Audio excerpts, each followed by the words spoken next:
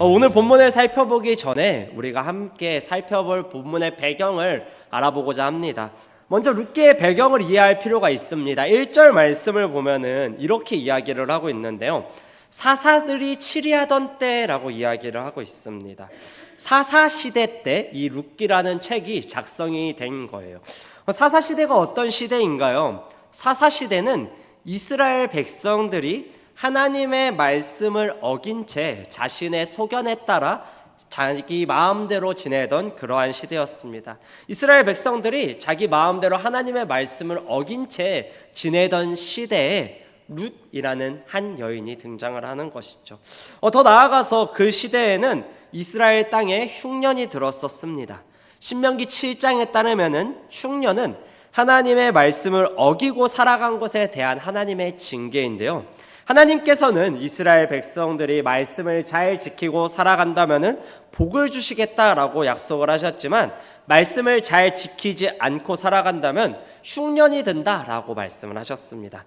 이런 엉망진창인 배경 속에서 하나님의 말씀을 코빼기도 보지 않는 그러한 엉망진창인 상황 속에서 한 가족, 이 룻 가족이 등장을 하는 것입니다. 2절에 보면 알 수 있듯이 이 부분은요, 엘리멜렉과 나오미라는 부부에 관한 이야기입니다. 엘리멜렉이라는 이름은요, 하나님은 나의 왕이라는 의미이고요, 나오미라는 이름은 기쁨이라는 의미입니다. 이 둘의 이름을 통해서 확인할 수 있는 것은 이 둘의 부모님이 굉장히 거룩한 사람이었다라는 것을 우리는 확인할 수 있는 거죠. 그런데 재밌는 게 이 부부의 자녀들의 이름입니다. 두 아들이 있었는데요, 한 아들은 말론이라는 이름의 아들이었고요, 또 다른 한 명은 기럨이라는 이름의 아들이었습니다. 말론이라는 이름은요, 이 이름의 뜻이 질병이라는 의미이고요, 기럨이라는 이름은 죽음이라는 의미입니다. 생각해 보세요. 이름을 짓고 있는데 죽음아, 질병아라고 부르고 있는 것입니다. 우리는 보통 자녀의 이름을 지으면은 이쁜 이름으로 짓기 마련입니다.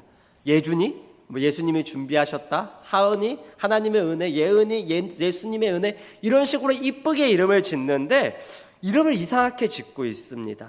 아마도 이런 이름은 가나안식의 이름일 것인데요, 이름을 나쁘게 지음으로써 나오미와 엘리멜렉은 이 자녀에게 액땜을 하려고 했던 것입니다. 자녀들의 이름을 통해서 애군을 물리치고자 했던 것이죠.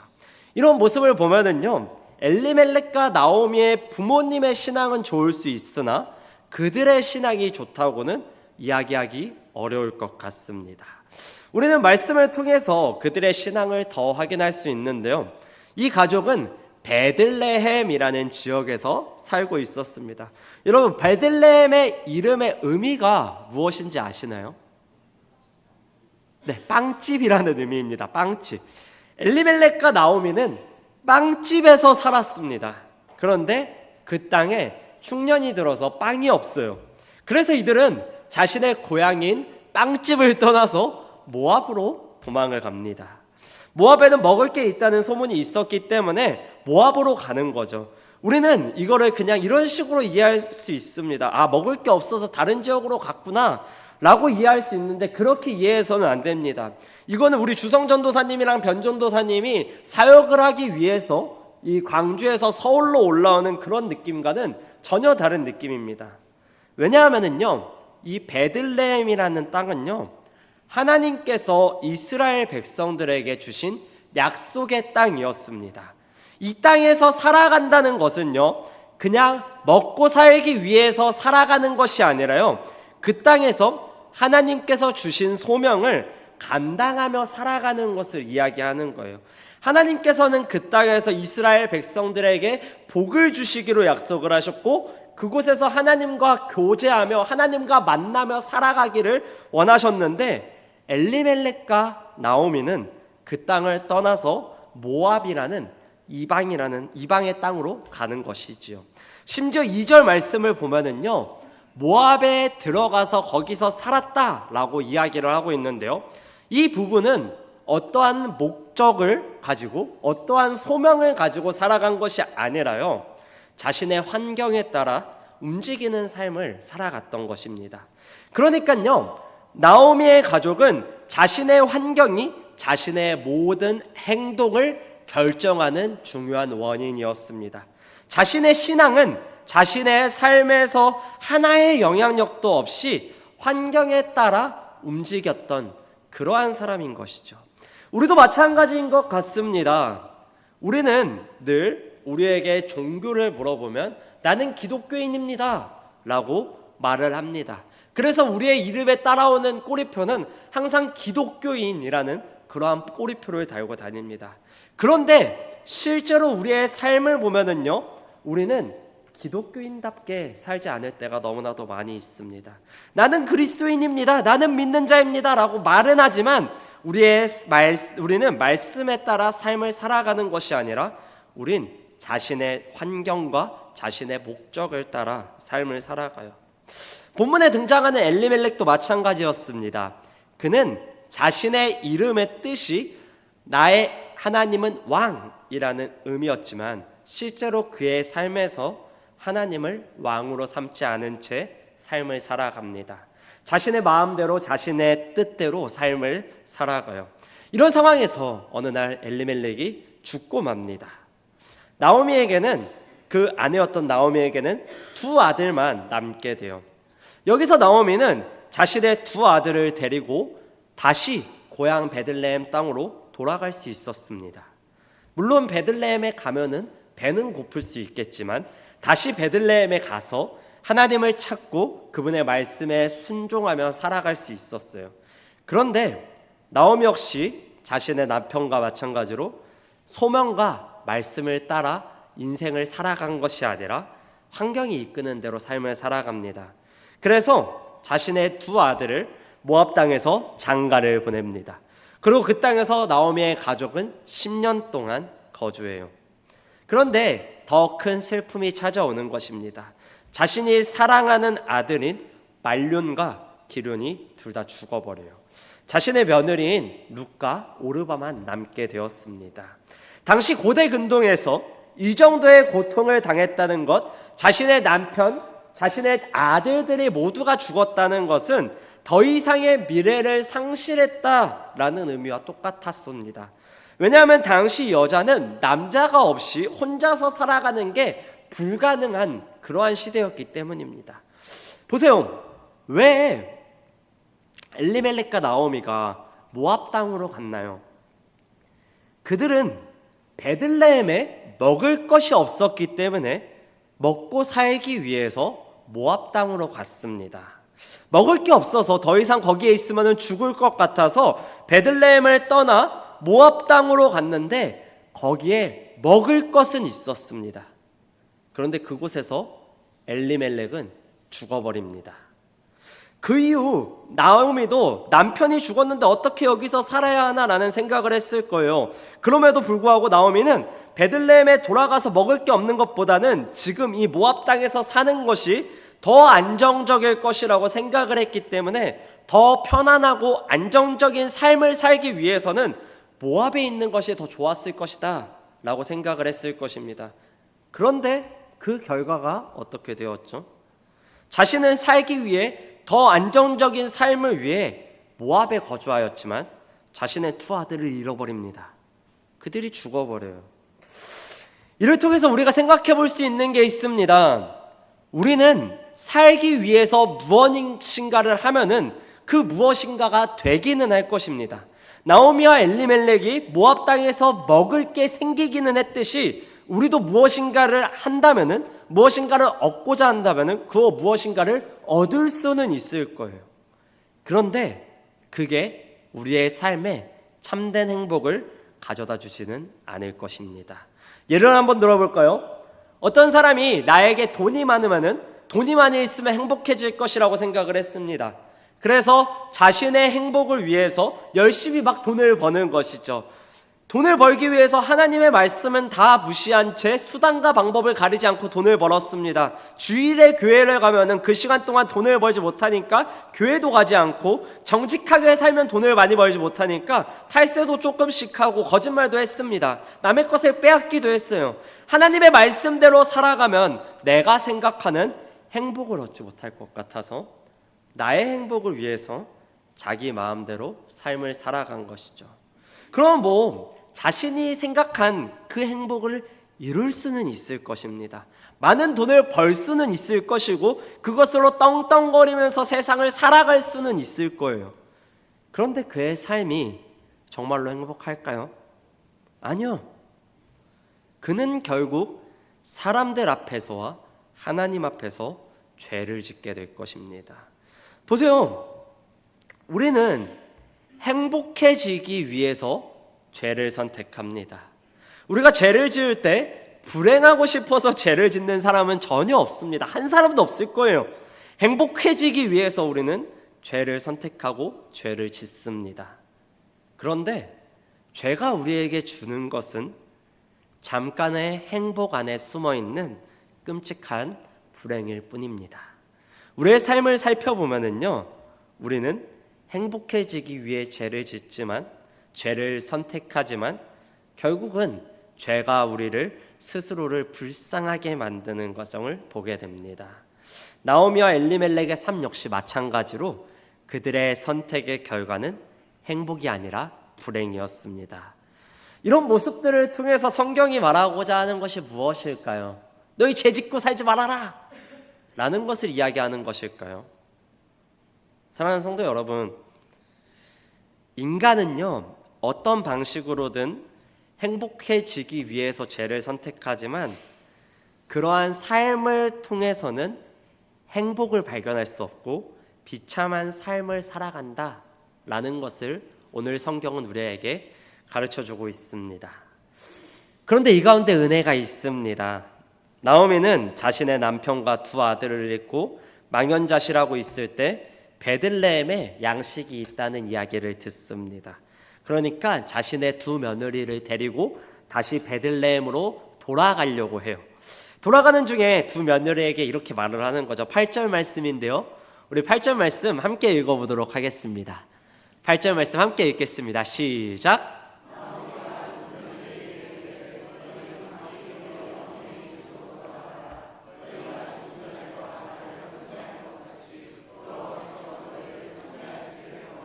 네, 여기서 선대라는 말은요, 히브리어로 헤세드라는 의미입니다.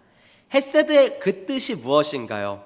다함이 없는 사랑, 아주 큰 과분한 사랑을 이야기하는 것입니다. 나오미는 자신의 며느리들이 그들의 고향으로 돌아가서 하나님의 너그러운 사랑을 받았으면 좋겠다라고 말을 하며 며느리들을 돌려보내려고 합니다. 이 말을 들으니까 며느리들이 울어요. 그러면서 나오미에게 나는 꼭 같이 가겠습니다 라고 이야기를 합니다. 그러니까 나오미가 이들에게 이야기를 하는 거죠. 더 이상 자기에는 희망이 없다고요. 자신은 며느리들을 너희들을 먹여 살릴 능력도 없고 그들에게 줄 수 있는 것이 아무것도 없기 때문에 너희는 너희의 삶을 너희의 고향 땅에서 잘 살아가라 라고 말을 합니다. 이 말을 듣고 오르바는 이 어머니를 보내보고 돌아갑니다. 자신의 고향으로 돌아가요. 그런데 반면 룻은 나오미를 붙쫓았다라고 말을 하고 있습니다. 우리는 여기서 오르바가 잘못된 선택을 하였다라고 생각을 많이 할 수 있는데요. 사실 오르바의 선택은 잘못된 선택이 아니었습니다. 그는 이미 충분히 할 만큼 했습니다. 그는 이미 상식적으로 모든 것을 자신의 어머니에게, 시어머니에게 했던 거예요. 그런데 반면 룻은 자신의 어머니를 붙쫓는 것이죠. 그러니까 나오미가 룻에게 한 번 더 말을 합니다. 한편으로는 자신을 따라오는 룻이 부담스럽기도 하고 자신이 이 며느리를 책임지는 것이 힘들 게 뻔하니까 제발 좀 돌아가라 라고 이야기를 하는 거죠. 이런 상황에서 룻이 아주 멋진 말을 하는데요. 오늘 본문의 내용입니다. 간단하게 말하면 이런 내용인데요. 어머니께서 가시는 곳에 저도 가겠습니다. 어머니께서 머무시는 곳에 저도 머물겠습니다. 어머니의 백성이 저의 백성이 될 것이고 어머니의 하나님이 저의 하나님이 될 것입니다 라고 이야기를 하고 있는 것이죠. 특히 17절에 보면은요, 룻은 여호와라는 말을 쓰고 있는데요, 이 말은 나오미의 하나님을 모압에 있는 여러 신들 중에 하나로 생각하는 그러한 의미로 이야기하는 것이 아닙니다. 여호와라는 이름은 언약적인 이름이에요. 룻은 하나님을 만물의 왕이요 창조주로 인식하고 있었고, 그렇기 때문에 이렇게 이야기를 하는 것입니다. 이런 의미인 거죠. 내가 여호와를 압니다. 그분께서 내 삶을 돌보실 것을 저는 믿기 때문에 나는 당신과 함께 할 것입니다. 이렇게 말을 하고 있는 것입니다. 룻은 꼭 그렇게까지 할 필요가 없었습니다. 이미 지금까지 자신이 나오미와 함께한 모든 시간 동안 룻은 충분히 할 만큼 할 도리를 다 했습니다. 그녀가 돌아간다고 해서 그녀를 향해서 욕할 사람은 단 한 사람도 없었어요. 그런데 오늘 본문에서 나오는 룻의 나오미를 향한 이 사랑은요, 분에 넘치도록 큰 사랑인 거죠. 너무 너그러운 사랑이요. 너무 너그러운 사랑이 아까 뭐라고 말씀을 드렸죠? 헤세드요. 자신의 고향으로 돌아간 오르바의 선택은 상식적인 선택이었습니다. 하지만 룻은 분에 넘치는 큰 사랑, 너그러운 사랑을 자신의 어머니에게 베풀고 있는 것입니다. 감히 상상하거나 바라는 것보다 더욱 큰 사랑을 어머니에게 보여주고 있어요. 아무리 말을 해도 안 들으니까 나오미는 이 룻과 함께 베들레헴으로 돌아갑니다. 베들레헴에서 돌아갔더니 많은 사람들이 자신을 향해 손가락질합니다. 저 사람 우리 고향 버리고 자기 살겠다고 도망갔던 사람 아니야? 그런데 저 아들들 어디 갔어? 저 남편은 어디 갔어? 다 죽었대. 정말? 이런 식으로 막 수근수근 거리는 거예요. 그러니까 나오미는 나는 나오미 아니야. 나는 마라야. 라고 말을 하면서 나는 기쁨이 아니고 고통스러운 상황 가운데 있다. 라고 말을 합니다. 그러면서 21절에 너무 충격적인 말을 하는데요. 우리 21절 말씀도 함께 읽어보도록 하겠습니다. 함께 읽겠습니다. 시작.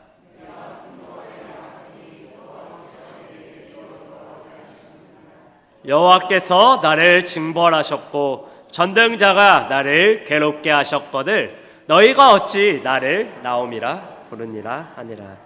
나오미 입장에서는 자신의 처한 상황이 굉장히 슬픈 현실이 맞습니다. 자신의 남편과 아들들을 다 죽었으니까 슬픈 게 맞아요.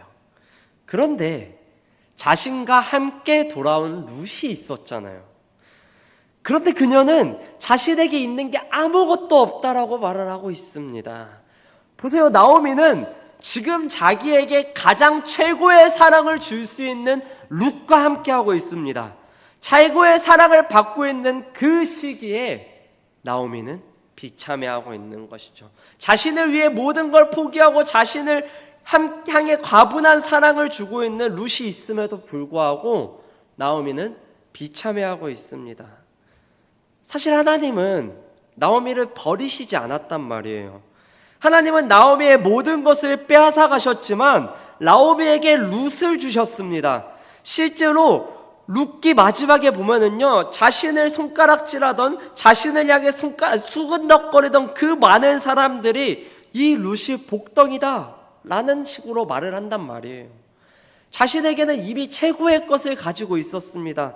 그런데 나오미는 이거를 모르고 있는 거죠. 나오미는 그저 하나님이 자신을 버렸다라고 생각을 해요. 모든 게 끝이 났다고, 나의 삶은 이제 막막하다고, 더 이상 희망이 없다라고 이야기를 합니다. 하지만 하나님은 그 상황 가운데 룻이라는 최고의 사랑을 나오미에게 계속해서 주고 있었던 것이죠. 이게 우리가 삶을 경험하면서 살아가면서 경험하는 것입니다. 우리는 살아가면서 힘들 때가 많이 있습니다. 그때 우리는 모든 것을 다 잃어버렸다라고 말을 하고, 모두가 나를 버렸다, 나는 이제 더 이상 희망이 없다 라고 생각을 합니다.